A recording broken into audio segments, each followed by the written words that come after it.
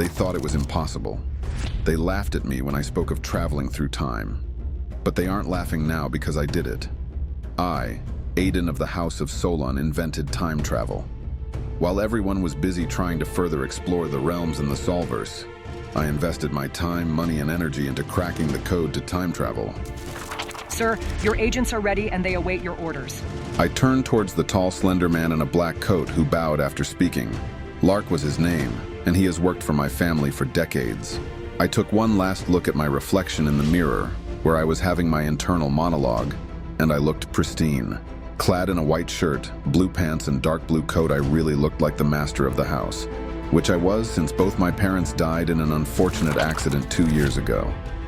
As one of the most powerful infinite families in the Solverse, their death created a power vacuum which the others exploited, causing us to lose our status on Etheria Island. Like many other infinites or explorers, my parents entered the Solverse from Earth to be a part of this breathtaking universe, but they ended up dead on one of their explorations. I was 15 at the time and I wasn't given the full details. All I was told was that they encountered the Novae, warriors formed from the Nova that see us infinites as viruses. Till this day, I still believe that they never told me the whole truth. Anyway, everything will soon change as I have devised a plan to literally conquer the world through time travel. What? You thought I was going to use my discovery of time travel to save the world? Why save the world when I can rule it? I followed Lark across the hall, passing a few windows that showed the colorful beauty of the island.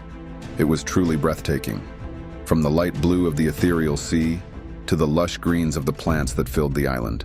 It truly was a place you would normally only see in dreams. But I found it hard to see the beauty these days. It only reminded me that my parents were no longer here to see it with me. We got to a door leading to another section of the house where my lab was. My parents were scientists, so I ended up becoming one. And this was where they worked. Lark opened the door and went down the flight of stairs, and I followed. As we approached the end, light began to filter in from the wide room. And there it was, my time machine. At the center of the room, hooked on multiple wires, was Citrus, my time machine. I know that Citrus is a weird name for a time machine, but who cares? It's my machine, so I can name it whatever I want. My agents and a few other members of my science team were already there running last-minute calibrations. Are we ready? I turned to my men. Of course, sir! We've been waiting a while for this day! Agan, the leader, responded on their behalf. My plan was simple. Send a few people back in time to remove certain obstacles from my path, so that I can become the ruler of both Earth and the Solverse. All right, let's begin. Mark, turn it on. Mark, another scientist, quickly flipped some switches, and Citrus came on with a soft buzz, sending out subtle energy pulses. After a few minutes, a portal appeared besides the machine, warping the space around it. Don't fail me, I said, turning to Aegon. I would never. He replied with a salute before turning to rile his men up as they stepped into the portal one by one. Then the portal closed.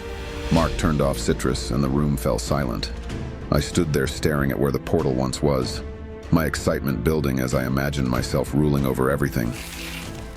Lark, why don't we go celebrate my victory in advance? With that, I turned and walked towards the stairs. Of course, sir. Lark replied and followed me. But then Citrus turned on again, startling me. What's happening? I asked. I don't know, sir. Mark replied. Before I could move towards the machine, a portal ripped open the space in front of me, violently warping the space around it and sending a shockwave that nearly knocked me down. And then the bodies of my men were thrown out. As I looked at them, I knew they were dead. Their lifeless eyes and twisted bodies informed me that their death wasn't pretty. I looked towards the still-opened portal and saw a figure watching me. I felt chills go through my spine. I had seen powerful people before, but no one as powerful as whoever was staring at me right now. As my hands trembled and my breathing became irregular, I knew that what stood before me was an anomaly. A powerful one at that. Anomalies have been known to destroy realms on a whim, with Hakan, also known as the Broken, being the most famous. The being stared at me, then dropped a piece of paper before stretching out its hands, and the portal closed. I stood there in silence, my heart beating fast. Lark was deathly pale, and a few of my staff had fainted or were cowering in the corner. I steadied myself and walked towards the piece of paper and picked it up. On it in bold handwriting were the words, "Never try that again."